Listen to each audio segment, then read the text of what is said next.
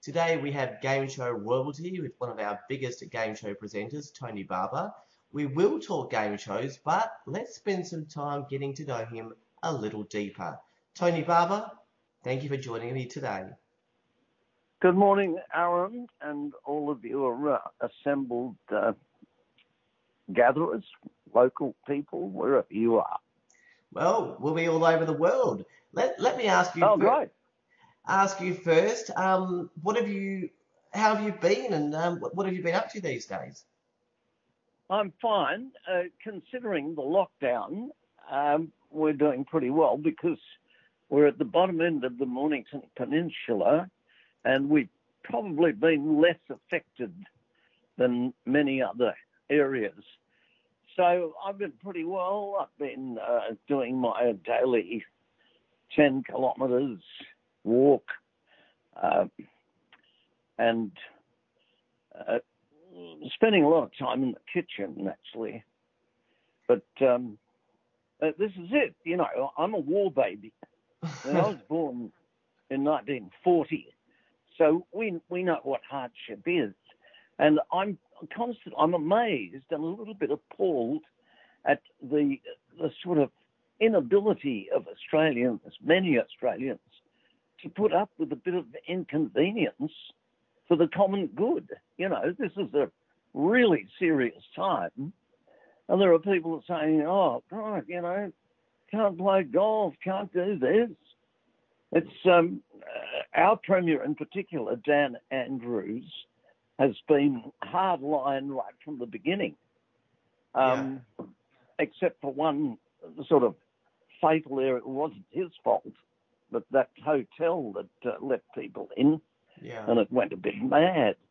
But I just generally, I am a bit shocked that people, I mean, even people around here where we live, oh, this is bloody awful, you know, he's ridiculous.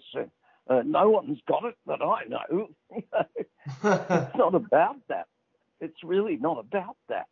It's about the common good.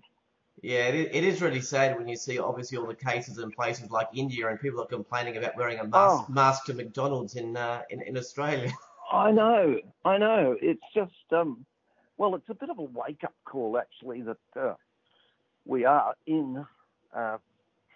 we're in the globe and we're part of the world scene. So, you know, we have to be concerned about India. Yeah.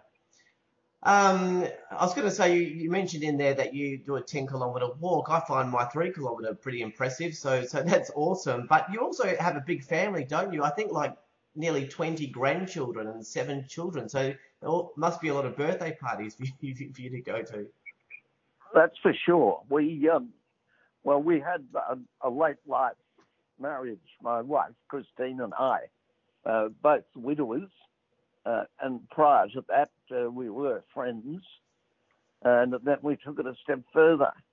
So, between the two of us, but more on her side, she and her late husband, who was a good friend of mine, had 5 children. All of them each have at least 3, sometimes 4. Wow. So, you know, it's pretty crowded in the swimming pool sometimes. Hey, we won't do a This Is Your Life, but we will say that you were born in England at the start of World War II. I was going to say, what was it like growing up just post-war in the UK, but you actually emigrated to Australia. Can you tell me about your life growing up in the UK and then moving to Australia? Sure. Well, we left England when I was 7, 1947, and prior to that, I had a really happy childhood. Admittedly, it was wartime early on, but I was too young to even remember that. But sort of 40, I think my earliest living memory is probably 44, 45, 46, before we came to Australia. And in England, English people will understand, even the urban areas are very villagey. And in my street alone, which was Wellington Street, Chatterton, Oldham, Lancashire, I had 2 sets of grandparents and 3 aunties who were real aunties and every other woman in the street you called auntie. So it was a very happy time. Yeah. I don't think Louis Armstrong once said his feet didn't touch the ground until he was about 6, and it was a bit the same with me.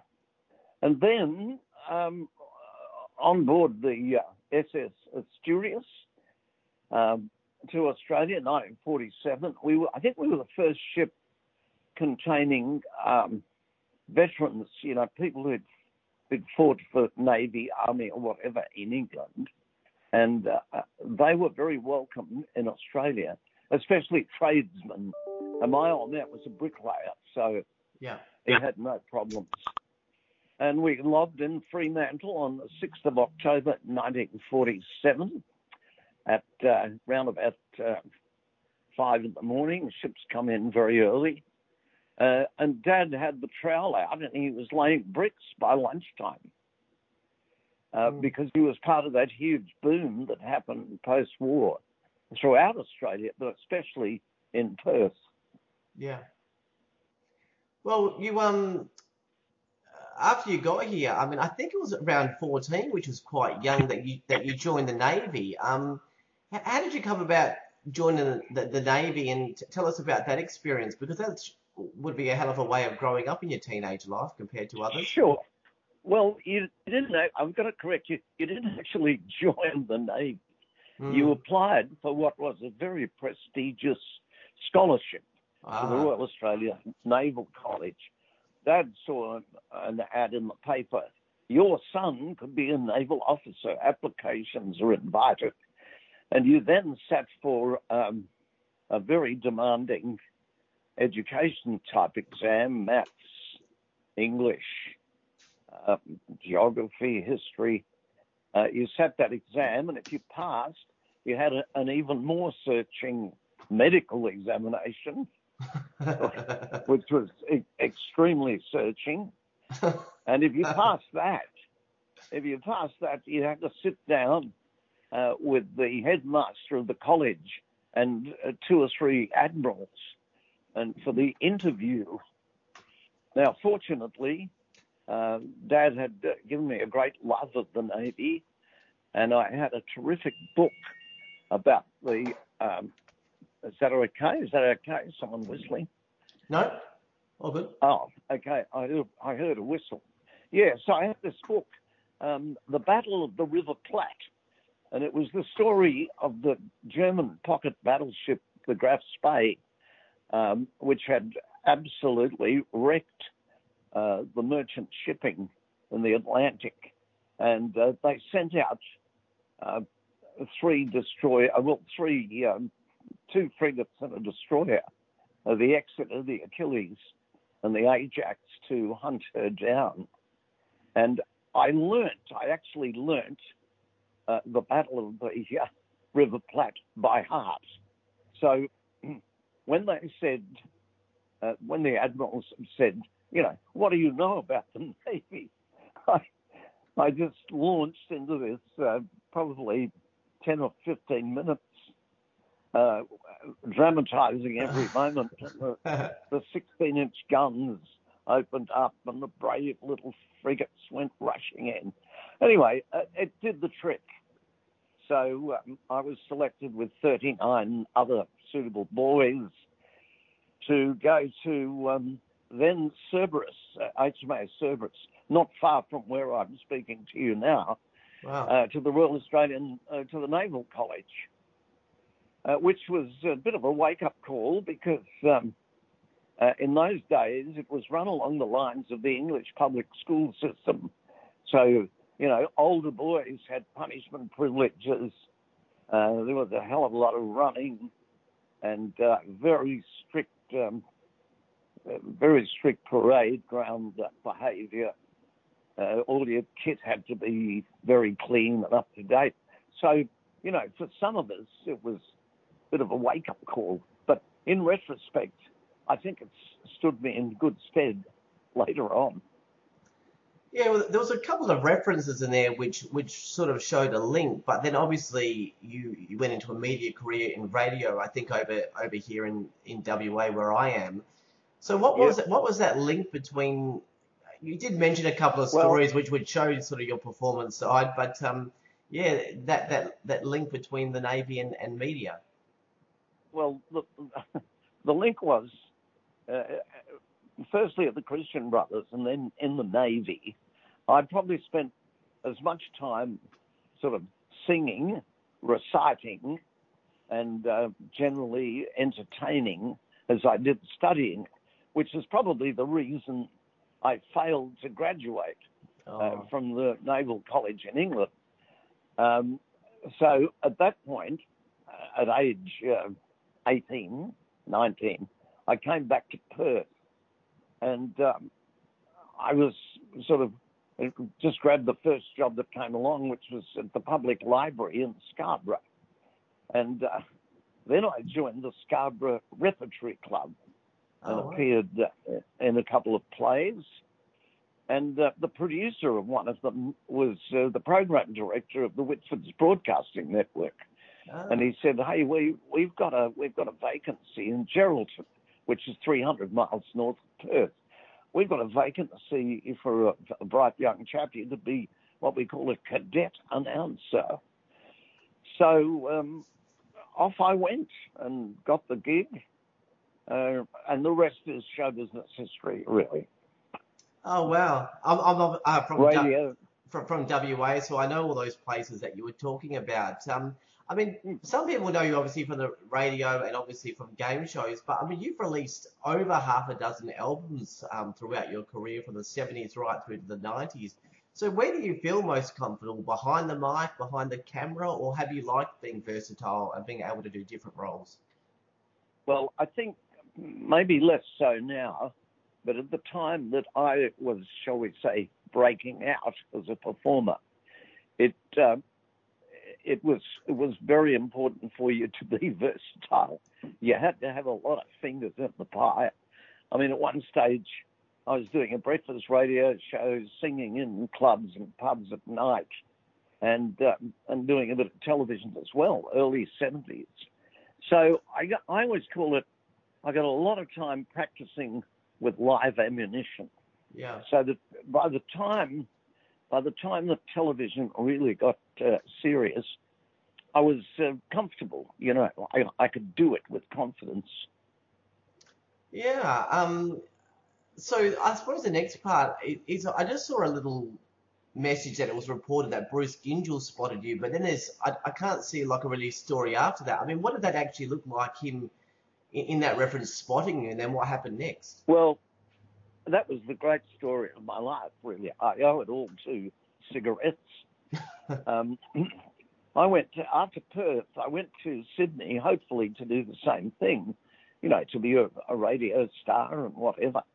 And of course, I was very hungry for 2 or 3 years, at which point I decided I'd change tack.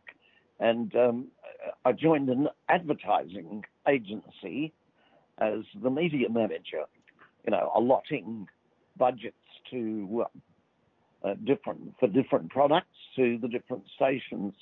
And of course, we then at one stage we got the right to do the advertising for a brand new cigarette called Cambridge.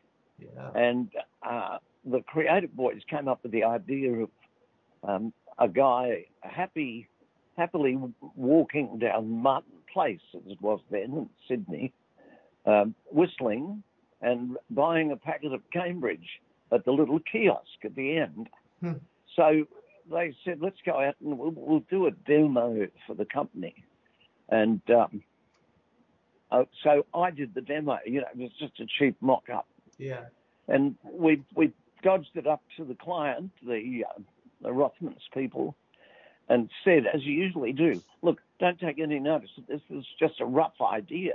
Of course, we'll have a proper shoot and we'll have a real model and everything.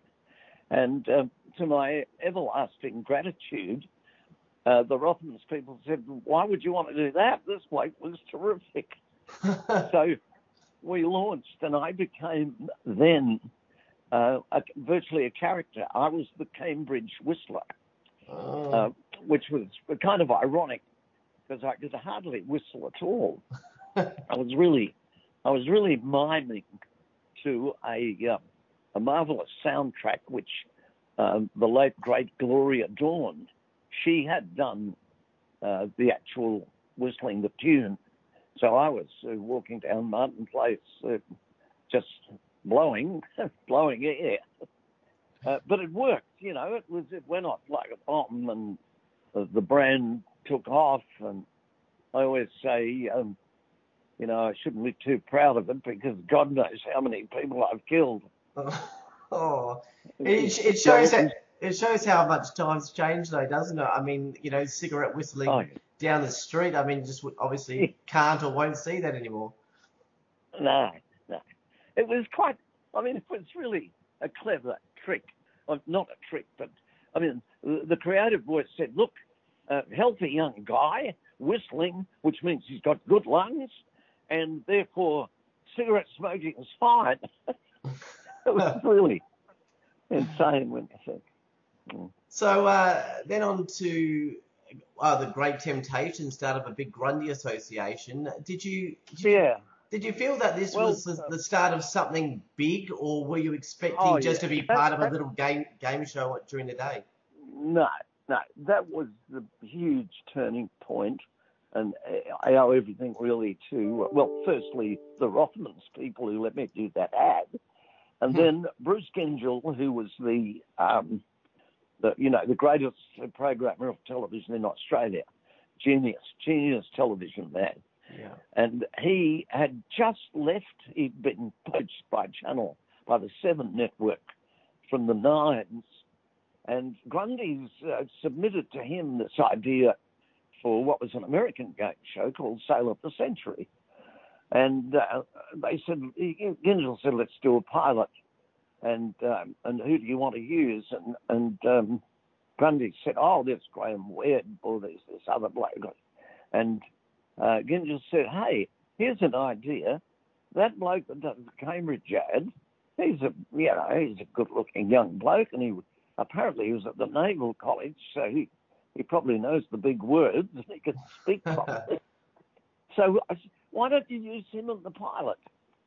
So they did. And that, again, was a bit of show business history because they bought the show. The show took off. The daytime show took off. And then it became once a week. It became 5 nights a week. And then they made the nighttime version, which was the Great Temptation. So at one stage in the, I get confused with dates now, through the 70s, early 70s, I was on television 5 days a week for half an hour or an hour, I think, and 5 nights a week at 7 o'clock on the 7 network. And then it all stopped. It crashed about 1974. They dropped the shows. And I was virtually unemployed. So, you know, it was back to the clubs and the pubs and anywhere I could get a gig. And then the 9 network decided to pick it up. Yeah. So that was Gingell. So I was very happy about that. 1980 we launched, and it was an immediate and enormous success. I mean, we had, talk about ratings, we had not 50% of the television audience. We had about 50% of the population watching sometimes. Oh, wow. It was huge. And I was blessed with great co-stars. You know, I had Barber Rogers firstly, then Victoria Nichols, Elise Platt, and, of course, the old reliable Pete Smith, always there. Yeah. I did want to ask, because I obviously want to talk about the run with Sale of the Century on 9, but before you got there, when the Great Temptation was doing huge figures, I mean, that's when the gold logie ended up coming about. People seem to have different views on the logie. For some, it's just a nice recognition. For some people, they strive to reach that pinnacle. What's it like to be recognised as the most popular presenter on Australian television? Oh, no, I mean, it was fantastic. Back in the day, that night, I remember that night vividly. And it's still my proudest possession. I'm sitting here looking at it now. Bright, shiny thing it is. I was going to ask where it was. It's right there. Yeah, it's on a. I've got two little statues there. One of them is the gold Logie, and the other one is a beautiful antique, a picture of antique cast, bronze cast of a runner, a Grecian runner, which my late wife gave to me when I completed my first marathon. So they're my two good things. Well, and the Logie was great. I mean, it was just, it's a terrific night. I think it was a bit different in those days because it was the one night of the year everybody from the different networks talked to everybody else. And, you know, I'm not disparaging anything that's happened later, but times change. Yeah. I wanted to ask about the before sale, the Great Temptation, because it was doing so well, and then it did leave. But the network made the decision to move the show from that 7 p.m. slot to 8:30 to take on the Might that was number 96 at the time. It sounds good it sounds good in theory because they had faith in your show, but moving it to 8:30 was kind of the death knell. I suppose these kind of decisions are out of your hands. But what were you thinking when they said, look, we're going to be moving the show to 8:30 to take on number 96? Could you see that was going to be the end, or? I'll clean it up a bit, but I think I probably said we're stuffed. They've killed the goose that laid the golden egg. Yeah. And it was amazing that decision was made because it's so obvious.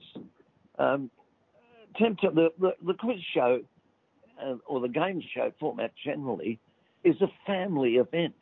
Yeah. Everybody can access it. Even now, we sit down when the grandkids are visiting. We watch Tom Gleeson and the other Tom. I can't think of his name now. But and the kids love answering one question that they can or whatever. Yeah. It's a family event, but that's the time of day when families are together. By the time it's 8:30, kids are doing homework. Some of them gone to bed. I mean, it's all split. Yeah. So I think they misjudged that. Well, speaking of family shows, you because you weren't out of the limelight for too long with that before you went to Sale, because you did go on and do Family Feud for a while, didn't you? For 9. Do you remember much about that experience, or? Yes. Well, I I was licking my wounds when all of this, when Temptation stopped, when it was all over. I went back to the West. Went back to Perth. I was offered a job on 6IX Perth as morning breakfast show. Yeah. So I went back to do that, and I'd only been back in the West a matter of months. And Grundy's came up and said, we've got this Family Feud format we'd like you to do, and we've got to make it here. They started making it in the West at TVW's 7, which was good, happy time. And, of course, it worked like crazy. It was very successful, so much so that 9, who were part of the network at that stage for it, they said, bring this over here. We want to do this in Melbourne, which brought me back, as they say in the West, the wise men from the East came and we followed them. So I was back on the East Coast and happy to be so. And then that's when 9 brought back The Great Temptation with yourself as host. But, of course, they renamed the show to its international title, which everyone knows, Sale of the Century. What was it like picking up where you left off before, or was this a whole different process and experience this time around? I've got to say, it was the difference between night and day. It was light Oh, and shade. Enormous. wow. Well, Nine actually put. See, it was Packer's network then, Terry Packer, Yeah. and he didn't mess around. He said, "Okay, we'll buy this show. We're going to do it, but do it properly. It's the sale of the century. Forget the Austin A30 and the Holden. Give them the big winners of Merck. Give Yeah. them $20,000. Make it big. Make it huge." And of course, that was the secret. Yeah. That really was the sale of the century. People were absolutely gobsmacked, right from night one. Yeah. So it was good. Happy times, good times. I was watching a few old episodes on YouTube, and I must say that the openers stay consistent over the years, and you would sort of run out, have a bit of a chat with the co-host and then the guest, and then get down to the action. It seems that these were not scripted. Nowadays, everything is scripted and very fine-tuned. How much was actually scripted aside from obviously the actual questions? Nothing. Oh, really? And I'll Nothing? tell you what.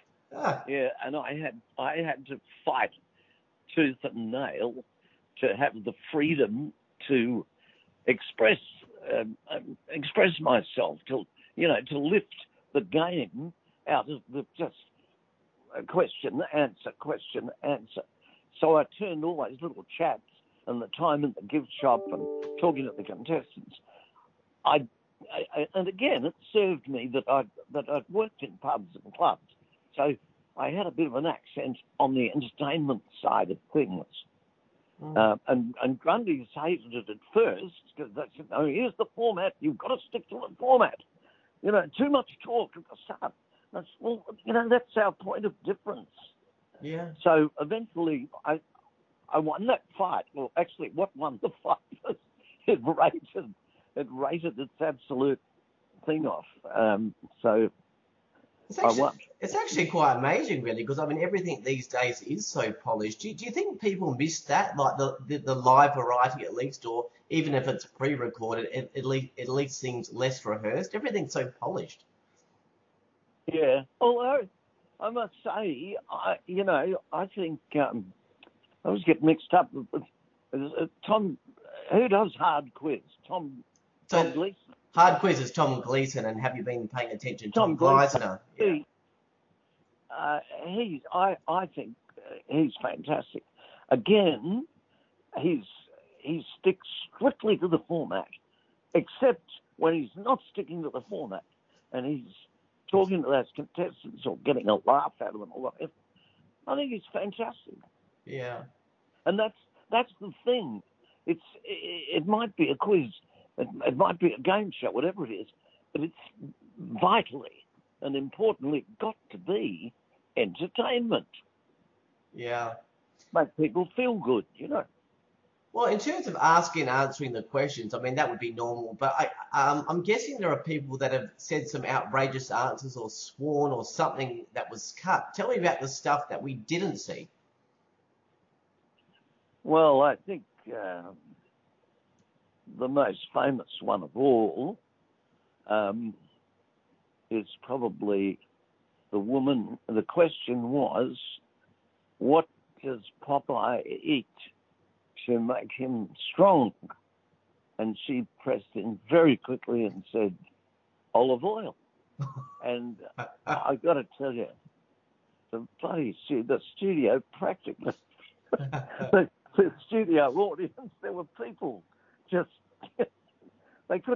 we had to break for about 15 minutes to get things back on track. And everybody seemed to know exactly who olive oil was. Anyway, funny moments. You probably, I've heard you on somewhere, I've read about this, so the story's obviously out, but just to clarify, did someone die on set in the middle of a game or something? That always comes up, Yeah. Which is, I suppose it's the way of the world. It's very dramatic, of course. It was dramatic.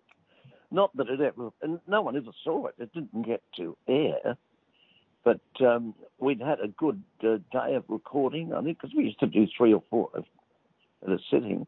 This was the last show of the day, and the lady had, I think this was the daytime, the very Channel 7 daytime show. Yeah. And she was $5 behind, and she was level, and it was the last question. She pressed, and she answered correctly, and I said, "Congratulations, Beryl, you won." And she slumped forward on the desk. And initially everyone said, "Oh, great reaction, this will be terrific." Dramatic.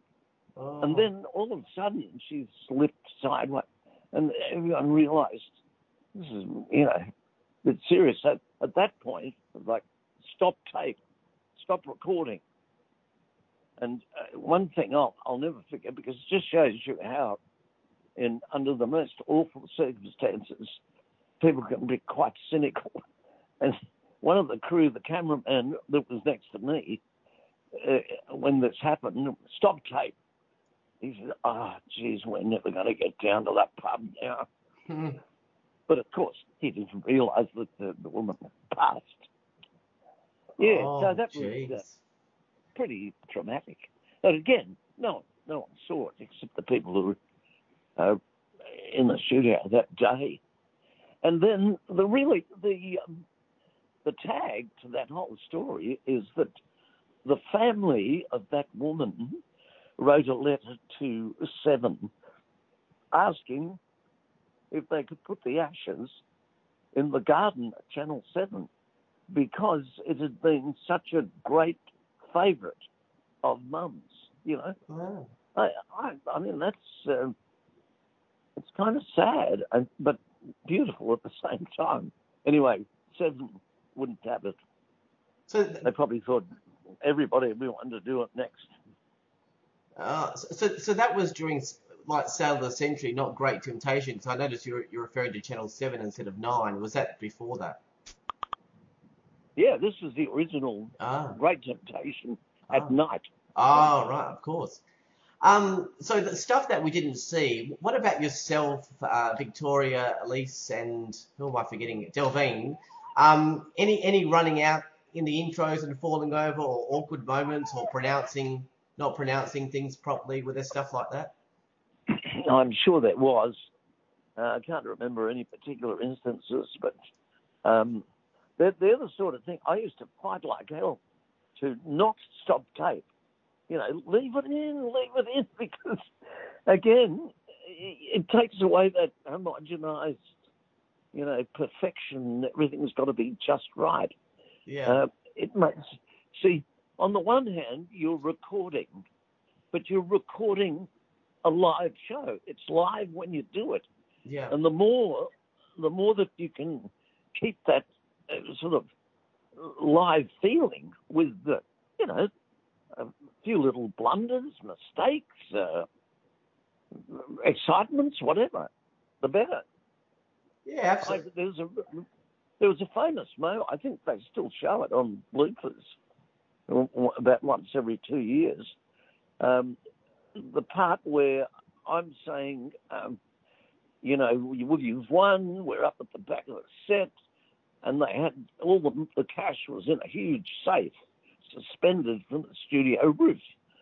And we'd be standing up there, and he's standing close by, and saying, "Congratulations, whoever, you've won $50,000." And the safe came down too far and hit me on the head.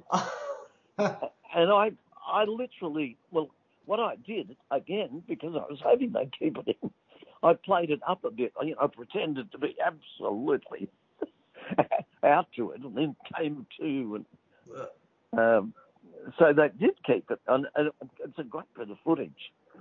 And occasionally, when I get a headache, I think, I wonder if I'm still. I wonder if there might be a quid in this. Wow. Yeah.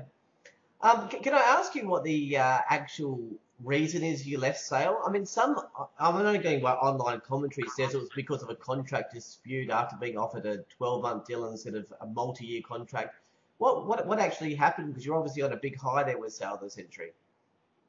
Well, that's exactly what happened. Oh, I'd had, I think, 2 consecutive contracts of, one was 3 years, the next one was 5 years, and that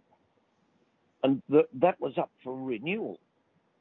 yeah. And about that time, Alan Bond had taken over. No, Alan Bond had been running the network, sold it back to Packer. And Packer came in, and there was a great emphasis on making everything more economical. Yeah. Bond has been, oh God, champagne, French champagne, and everybody's free and stuff.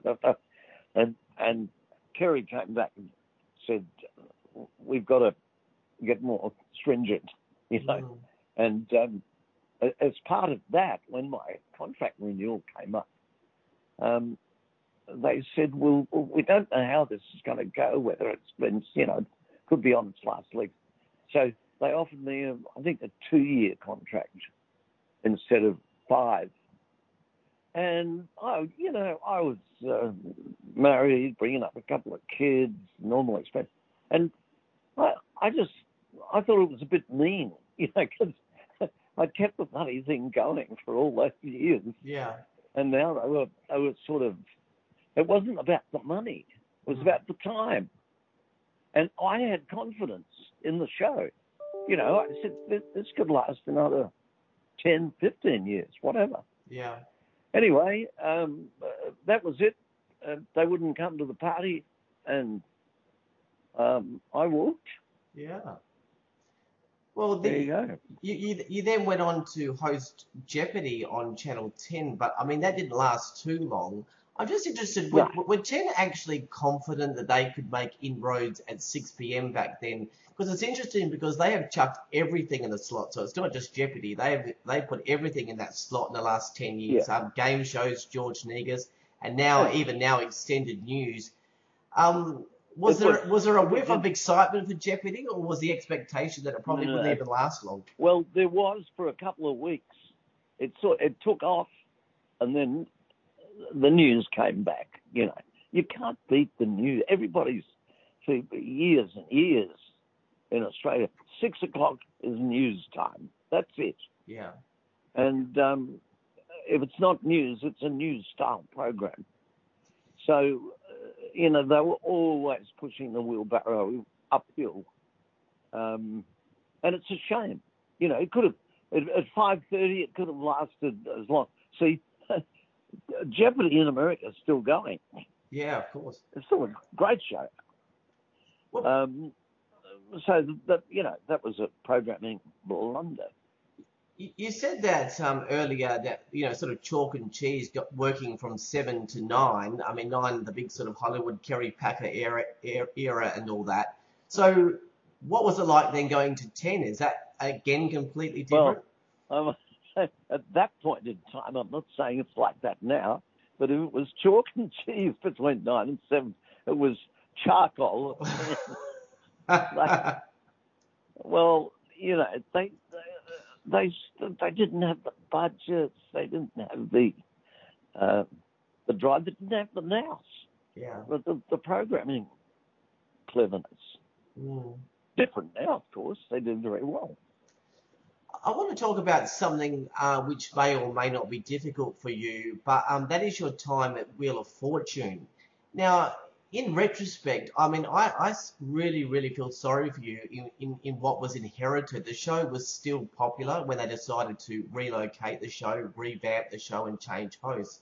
The viewers clearly loved and still love John Burgess, and viewers were not outraged necessarily by you coming onto the show, but it was just that John Burgess had been sacked and he did not have an opportunity to say goodbye on air and do a handover. Yeah. A new job is usually exciting. I mean, how was it for you walking into that? Well, I think I'd been unemployed for a while after Jeopardy. And so, you know, I was thrilled. It was like a lifeline, another opportunity. I certainly wasn't going to knock it back. Yeah. And also, I had no real idea at the time of the circumstances. I just thought, Burjo probably wants to go on and do other things. I didn't realise that he had actually, you know, been, as it were, cancelled. And so I inherited this thing, and the backbite was just terrible. You know, it was like, and funnily enough, they did a survey. Or, you know, they do these groups where they get a group of average citizens together and ask them, what's the problem here? What's the thing with this show? And the answer came back. It's like a marriage. It's like Burjo and Adriana were married. They were that close. Yeah. And Tony's come in and broken up the marriage. It's like, you know, I mean, this is preposterous, of course, but I get it. I sort of get it. People, especially older audiences, you know, what right is he to come in and bust up my show? You know, I love them. I love Adriana. I love Burjo. Who's this? It's amazing, but I think that's the way it was. Well, it wasn't just the the host that changed. They decided to revamp the whole show. I even just have these memories of when I used to watch Wheel of Fortune. You used to spin the wheel and it used to go around a few times. And then when you came on and they decided to revamp the show, it kind of spun like half a spin and then clunked. And it's obviously to make it quicker. So between the turnarounds, but all of those elements kind of changes. I mean. Do you think they ever really had a chance starting off with so many changes? No. They were probably trying to speed up the process. And also, I think they were trying to, they probably, you know, which could have been the right way to go. I think they were wisely saying, it's not just Burjo, we're changing everything. You know? But it didn't work. Did not work. I have to ask the beautiful Adriana Xenides, world's longest running co-host. And I mean, that period really took a toll on her. Was it a really difficult time for you once you had started and once you realised what had been happening with her and the team and the feedback? I mean, how was it for you, or did it feel like you were outside all of this, like you were just on, looking in as opposed to being part of this team? Oh, look, I had no idea about those background workings, except that Adriana had one or two things to say about Burjo, about things that were happening in the studio. I think, you know what? I really think there was actually a who's the star of this show thing between those two. Yeah. Not between me and Adriana, and never between me and any of. I mean, the thing with the what do they call it? Tony's beautiful assistant. I mean, that's just it developed from Bob and Dolly Dyer. That sort of situation. So it was. You're running the show, and here's your beautiful female assistant. And I think with Adriana was so popular, she sort of offset. She might have offset the Burjo thing. Yeah. Well, anyway, that was the back chat I got when I was there. That feeling that they weren't the perfectly happy marriage couple anyway. So just to wrap up Wheel of Fortune, so at the end of all of that, was it your decision to leave? Because I also watched the final episode with you and there was no goodbye that you were leaving. Did Seven just want to in that association between John Burgess, yourself, Adriana, and Start Afresh, or did you decide to leave? You know what?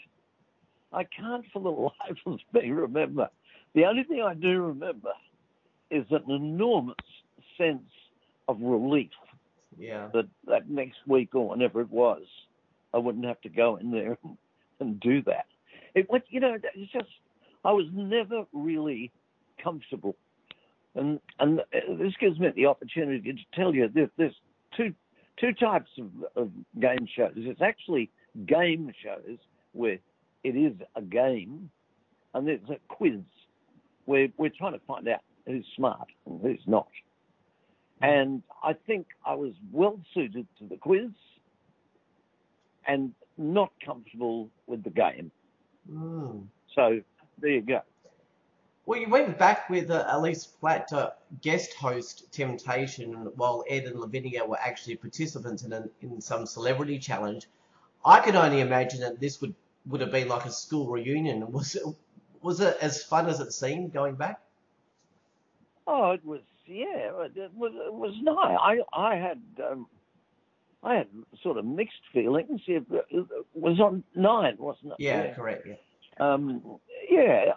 Because this had been my life for so long, and I had. I used to throw terrific parties for the crew and things, and we were a close-knit bunch, and then I wasn't there. And so sometime later, going back, it felt very, very weird, almost uncomfortable. Oh. It's showbiz, so you put on it's good. But I was still a bit cut. Ah, interesting. You did Dancing with the Stars. Now, the idea of performing wouldn't have been a big stretch for you, with your singing and dancing. But I guess, of course, learning classical ballroom type dancing would have been different. Was that a good experience for you? It was. Look, I had a terrific time rehearsing. Getting ready. That and my partner was fabulous.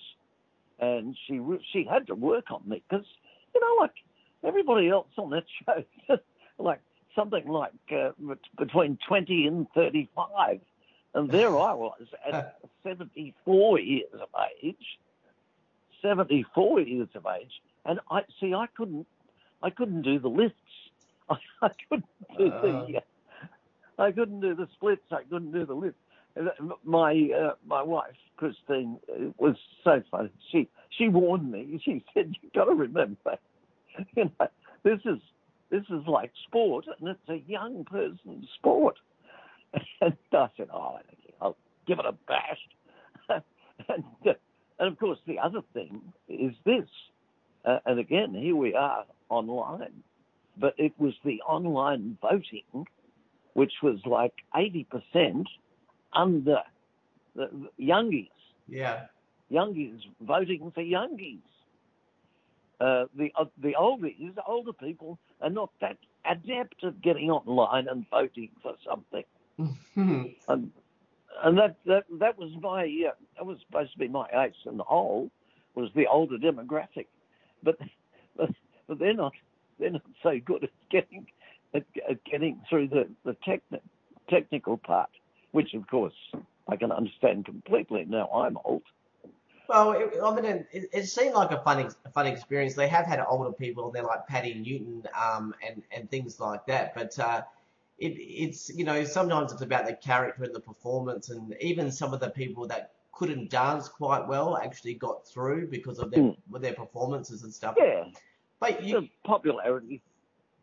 You performed in Senior Moments. Now, I'm not sure how long that went for, because when I was sort of looking that up, it was just before COVID seemed to kick in.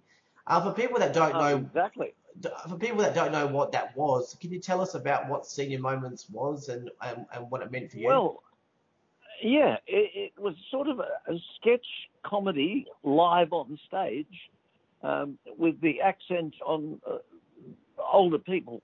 Yeah. Max Gillies, myself, and John Howard. Oh. Not the John Howard. which is actually a line from the play. But the always greener John Howard. Oh yeah, very funny, good, clever writing, and aimed directly, which so few things are these days, at the more mature market. Anyway, we were going gangbusters. Opened in Brisbane. We did Brisbane. We did Adelaide. We did Sydney, of course, and full houses, terrific stuff. And then we were ready to go to Perth and Melbourne. Perth and Melbourne, just as COVID struck, just as that first lockdown. So that was it, basically. And when you consider how difficult it is to get things like that up into production and the availability of theatres and so forth, I mean, I'm sure there's still, the people that produce it, I'm sure they're still looking for an opening to do that. But I would think anybody with a show, whether it's music, performance, whatever, is desperate for a theatre. So they'll have a waiting list. They'll have a waiting list a mile long, I should think. Yeah, I'm definitely. But it could come back. Very, very funny stuff. Yeah. And Gillies, God, honestly, Gillies, that was one of the great experiences of my show business life, working with Max, because we were sort of we were a couple. Everyone else was under 40, and there we are over 70. So we were the pair after the show. Oh, sorry, that's my dog. Maestro. We were the couple who sought out the best restaurant and had the good feed and a bottle of wine after each performance. A very, very happy experience. And what a funny man. Maestro, shush. Sorry about that. Someone just walked past. Yes, so there it was. And I'd like to think it can come back. I'm just going to shut this door. Bad dog. Yes. Well, I'm back. Hopefully the show does come back. I mean, I'd love to see it over here in Perth, but we'll have to wait on that one. Just finally, a two-part question to wrap things up. Let's talk about your greatest achievements and perhaps greatest disappointments. I want to start with disappointments only because I want to end on a high note. Is there anything that you didn't achieve that you wanted to, or a failure, or something that you regret with your career? Yes, good question. More than anything, I wish I'd done more vocally. I wish I'd had better management, better ideas, and a better choice of, I liked making the records, and they did sell well. And I enjoyed singing. Still do a little bit if you don't watch me. But that's because that was I thought my main thing. Hello? Yep. Hello? Yep, still here. Yeah, still here. Yeah, I was boy soprano champion of all of Western Australia. Oh, wow. When I was 10, 11, 12, before the Navy. And I could sing. When I started singing later on, when I was on television, people say, he's a bloody good. Now he wants to be a singer. Well, for God's sake, I always was, So that's always, that sort of sticks in my core a little. Have you still got the voice? Could you, maybe put a song out there on someone? No. Okay. I have to be very careful how I choose the material these days, because the voice, even for talking, even now, the voice does deteriorate. I mean, we get older all over, if you like, but the voice is one of the first things to show it. Yeah. So, oh, thank God I made those records while I could. And what about the memories professionally or personally, stuff that you'll treasure forever, or your greatest achievements? Look, can I be honest? And sometimes this sort of sounds like ingratitude, but I think the very best things in my life have been far more personal than professional. Mm. My marriages, if you like, my marriages, my children. Yeah, if you want to go the other way, I suppose, doing anything for that long as I did and successfully, well, I mean I feel good about that. It's good. Yeah. Well, Tony Barber, thank you very much for the chat. You are definitely in the group of Australian television royalty. Your contribution to the arts and television landscape are immeasurable, and I know the audience treasure your thoughts and memories, so thank you so much. Very kind. You're too kind, and I've enjoyed this a lot. My wife, I'll say, gee, I had a good time talking to that bloke. And she'll say, of course you did. You love talking about yourself. All right. So thank you. No worries at all. And I hope it's well watched or whatever. Yeah. Yeah, of course. Well, what an awesome chat. That was game show king and television icon Tony Barber.